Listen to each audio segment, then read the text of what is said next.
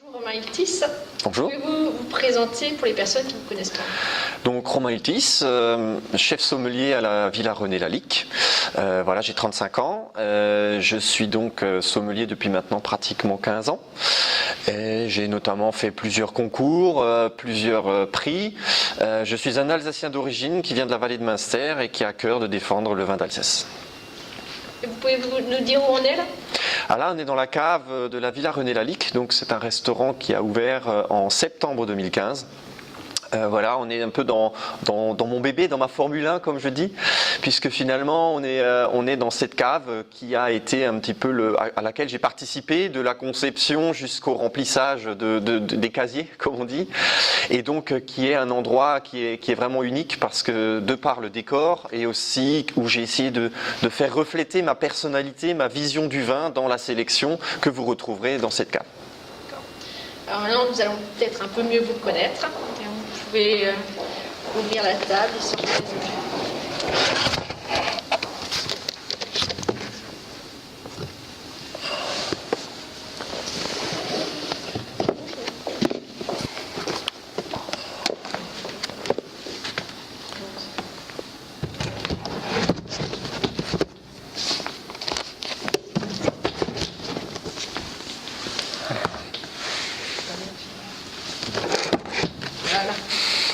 Alors, parlez-nous un peu de votre vie avant la sommellerie. Bah écoutez, donc je suis un enfant de la vallée de Münster, à côté de Colmar. Voilà, je suis grandi dans un village au milieu des vignes, mais avec des parents qui sont pas viticulteurs ou liés au vin. Par contre, j'ai un papa boulanger qui est intimement lié à la gastronomie, et donc voilà, c'est un petit peu le démarrage de mon histoire. Voilà, intéressé par les saveurs, intéressé par les odeurs, on va dire une scolarité classique plutôt dans la tête de classe. Et puis ensuite destiné par amour du goût à l'hôtellerie et à la cuisine pour ensuite venir vers la sommellerie. Et qu'est-ce qui vous faisait rêver à ce moment-là? Bah écoutez, ce qui m'a toujours fait rêver, c'est les voyages. Les voyages, c'est la découverte. J'avais une passion aussi pour les pompiers, un petit peu comme tous les petits garçons. Un petit peu de sport aussi. J'ai fait du football. J'étais pas d'un bon niveau, mais j'aimais jouer au foot, on va dire ça comme ça. Et puis ben voilà, j'ai toujours aimé le contact avec les gens d'une manière générale. D'accord. Bon ben regardez la tablette. Hein. Voilà. Et que vous inspire Oui, bah écoutez, pour un moyen pour moi d'aller chez les pompiers, c'était de jouer du clairon, puisqu'il y avait une clique dans mon village. Par la suite, je suis allé à la fanfare de Winsenheim, la Vaillante. Et c'est vrai que j'ai pratiqué 5-6 ans à peu près du clairon. Je dois admettre que j'ai gardé une petite affection pour la musique militaire. Alors ça fait un peu strict, mais malgré tout, je trouve que c'est une musique qui a aussi ses consonances et qui donne une certaine solennité. Donc oui, j'ai gardé une affection pour ça, oui, absolument. Alors on nous a dit que vous faisiez une collection un peu particulière. Absolument, je fais la collection des pucelles. Donc les pucelles, pour pas qu'il y ait d'amalgame, c'est ces médailles de pompiers qui représentent chaque fois un corps. Donc j'en ai une trentaine à peu près, des départements, etc. C'est après une collection qui est un peu perdue d'intérêt puisque finalement les regroupements successifs des pompiers ont fait qu'il n'y avait plus chaque village sa pucelle. Mais c'est vrai que oui, je trouvais ces médailles plutôt jolies et leur signification vraiment intéressante. Donc oui, je faisais la collection des pucelles, absolument. On va passer à la photo suivante. Ah oui, alors ça oui. Donc c'est vrai que c'est peut-être aussi ce qui a fait que la restauration m'a attiré. Donc mon papa boulanger faisait tous les ans avec son association à la foire au vin. Un stand qui représentait les boulangers. Et comme tous les parents au mois d'août, faire garder les enfants c'est compliqué, donc il m'a une fois emmené et puis je me suis retrouvé à faire des cafés et à aider à ces stands pour finalement le faire presque tous les jours sur les dernières années. J'étais un petit peu le petit roi de la foire, je connaissais tous les gens des stands, je connaissais tout ça. Et notamment quand il y avait des démonstrations, alors là j'avais le droit de balayer la glace quand Monsieur Epp taillait tailler la glace. Mais c'est vrai que c'est une expérience dont je garde beaucoup de souvenirs et je retourne toujours à la foire au vin avec beaucoup d'affection parce que oui, j'ai vécu des beaux étés là-bas. J'ai claqué tout mon argent de poche en auto-tamponneuse, mais je dois admettre que c'est des beaux moments, oui, c'est un très beau souvenir. D'accord. Alors, parlez-nous un peu de votre parcours scolaire. Parcours scolaire assez classique, voilà, primaire, collège, lycée hôtelier à Guebwiller, en bac technologique puis BTS. BTS hôtellerie-restauration et ensuite une année de mention sommellerie sur impulsion de mon papa qui me disait que voilà, si un jour, voulant être cuisinier, il m'a dit si un jour tu as un restaurant, ce serait bien d'avoir des connaissances sur le vin et c'est là que j'ai fait une mention sommellerie. Puis après je suis rentré dans la vie active. D'accord, si vous voulez on peut regarder. C'était le 19 décembre, hein, donc un jour de neige, j'allais à l'école à Viroal, hein, école maternelle, jusqu'à 6e après à Münster. Il a fréquenté le collège, et après il voulait faire cuisinier. Puis comme c'est la mode maintenant, hein, à l'école, ils n'étaient pas tout à fait d'accord que, vu le niveau scolaire qu'il aille en cuisine. Hein. Alors moi j'ai dit, écoutez, si il veut faire cuisinier, il va faire cuisinier. On l'a mis en bac technologique au lycée Stork à Guebwiller. Hein. Donc là, ce qui est bien dans ce bac, ils ont les trois choses. Hein. Il faut de la salle, il faut de la cuisine et de la réception. Il faisait à l'époque, il faisait les trois. Hein. Donc Romain, il était toujours dans son truc de cuisine. Hein.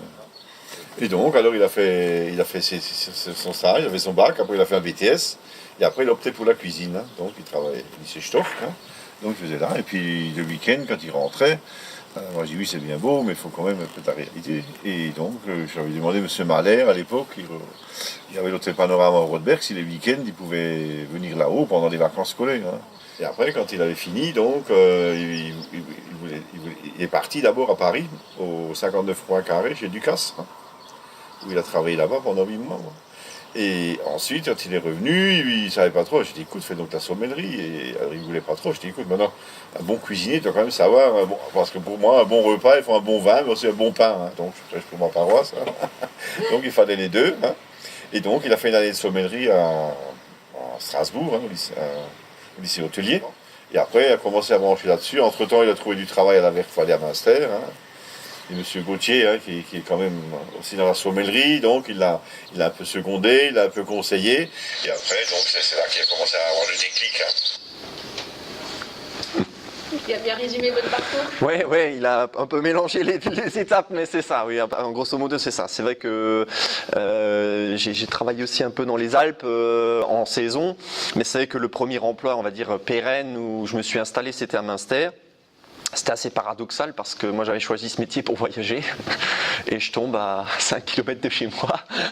Donc forcément c'était un peu bizarre, mais c'est vrai que M. Gauthier m'avait demandé, je me souviens encore à l'entretien, il m'a dit écoute Romain, je sais que tu veux voyager, mais moi ce que je te demande c'est 1 an au minimum pour que ça vaille le coup.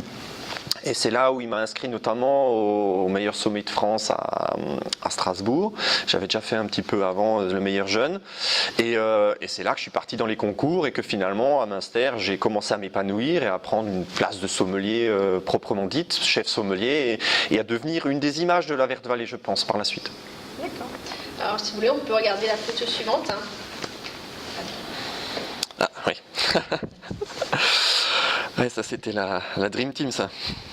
Ouais, c'est les années BTS. Alors les années BTS à Guebwiller, c'était des années qui étaient exceptionnelles. On était une vraie équipe, on était une vraie bande. On a bossé, on était plutôt des bons élèves, mais par contre, qu'est-ce qu'on a rigolé. On emmenait les profs avec nous, enfin c'était quelque chose d'assez exceptionnel. On a même réussi à venir le dernier jour au conseil de classe en maillot de bain. J'espère que vous n'avez pas la photo, parce que là, sinon je suis cuit. Mais c'était assez exceptionnel, on a osé. Et au jour d'aujourd'hui, je connais encore certains professeurs, ils m'ont dit il n'y a plus personne qui a osé ou qui avait autant d'aura pour pouvoir faire ça, parce que finalement, on déplaçait des montagnes. c'était vraiment... j'ai encore contact avec la moitié d'entre eux aujourd'hui et c'est encore des amis proches, ouais, absolument. Et là, toute l'équipe, c'est que la cuisine? Non, c'était l'option B, c'est-à-dire salle et sommellerie, salle et cuisine. Et donc parfois quand on avait des événements, ce qui était le cas là, on était l'option B qui était plus branchée cuisine et salle en cuisine, et l'option A qui était l'option gestion en salle. Et là c'était un événement qu'on avait fait, donc on était plus en cuisine. Et c'est vrai que ouais, on avait des rituels, on avait des repas de classe. Ouais, je vous dis sur la moitié, ouais, j'ai contact avec au moins plus de la moitié, ouais, absolument. Grand moment, c'était chouette. Donc si vous voulez, on peut... Ouais.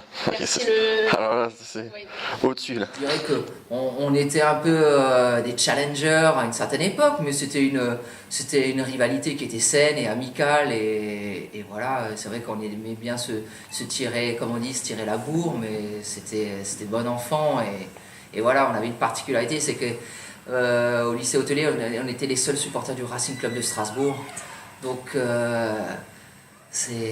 on se moquait de nous, donc on avait toujours des choses en commun, quoi, de toute façon. C'est Gilles, quoi. Et Gilles, vous l'avez rencontré à quoi? Gilles, on s'est rencontré à l'école hôtelière, justement, en seconde. C'est mon meilleur ami, c'est quelqu'un de très important pour moi. C'est vrai que c'est quelqu'un où, comme dit, au début, on avait un passé un peu parallèle, mais pas forcément très proche. Et puis petit à petit, on s'est connus des choses en commun, le vin notamment, par la suite. Voilà, plein d'anecdotes. Et c'est vrai qu'avec Gilles, on a aujourd'hui encore, on s'appelle une fois par semaine minimum, sinon ça va pas, quoi. C'est vraiment un ami très proche, et puis c'est quelqu'un où c'était le témoin en mariage, enfin il sait beaucoup de choses sur moi, je sais beaucoup de choses sur lui, enfin voilà, c'est quelqu'un d'important. Important, d'accord. Alors on va prendre peut-être le verre de vin. Donc après, vous êtes allé à Strasbourg. Hein. Oui, donc après le BTS, je suis allé à Strasbourg. Mais c'est vrai que c'était un moment un peu particulier pour mon papa, puisque finalement, j'ai toujours dit je veux faire cuisinier, je veux faire cuisinier, je veux faire cuisinier, je veux faire cuisinier. Et puis un jour, je reviens à la maison, je dis finalement, je vais faire de la sommellerie. Au début, c'était bon, tu sais bientôt ce que tu veux, en résumé. Mais très vite, il a vu que c'était mon truc, que je me débrouillais plutôt pas mal. J'ai commencé à faire les concours, à plutôt réussir. Et c'est là où finalement, toute l'histoire de la sommellerie a commencé. Bon, on peut regarder l'image d'après. Ouais, voilà. Effectivement, la mention sommellerie, quoi. C'était en quelle année ça? Alors là, c'était 2001-2002, millésime 2002. Donc là, on était une belle équipe. On va dire que c'est ma vraie période étudiante, dans le sens où Guebwiller, c'est pas l'endroit le plus vivant du monde. Même si j'ai passé, comme je vous le disais, de très belles années. C'est l'année où on a travaillé en mention. On a découvert le vignoble parce qu'on on est allé déguster beaucoup dans le vignoble dès qu'on pouvait. C'est aussi des moments, on a passé des moments chouettes. On a pas mal bringué, je dois l'admettre. On a profité de la vie étudiante de Strasbourg. Et puis j'ai aussi gardé un très bon contact avec Hervé, qui reste aujourd'hui qui est un très bon ami. Après les autres, j'ai pas trop de contact parce que c'est vrai que chacun fait sa vie.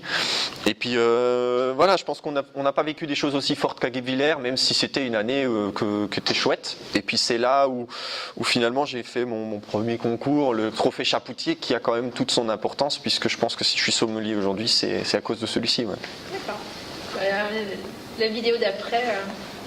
On va apprendre des choses sur votre scolarité. Oula, ça déconne plus. Alors dans sa classe, c'était une classe qui était assez animée, on va dire. Et ils étaient tous très, très passionnés. Mais lui, il avait déjà un intérêt un peu particulier. Il avait déjà cette envie de savoir plus, d'en savoir encore plus que peut-être les autres. Et bien entendu, c'est souvent quelque chose qu'il partageait aussi avec les autres, parce que la sommellerie, c'est aussi quelque chose qu'on partage. Monsieur Verlet. Oui, c'est quelqu'un qui m'a beaucoup aidé, qui m'a beaucoup transmis. Aujourd'hui encore, c'est quelqu'un que je côtoie assez régulièrement. On va dire que revenant de la cuisine, moi je voulais faire des concours, j'avais pas grand monde que je connaissais qui avait de quoi m'aider, à part Monsieur Gauthier, mais qui était très pris par son entreprise. Et donc c'est vrai que ben voilà, cette soif d'apprendre, cette soif de progresser qui m'anime encore aujourd'hui, hein, je l'admets. Ben finalement, voilà, lui m'a aidé, etc. Puis aujourd'hui on a un vrai échange de professionnel à professionnel.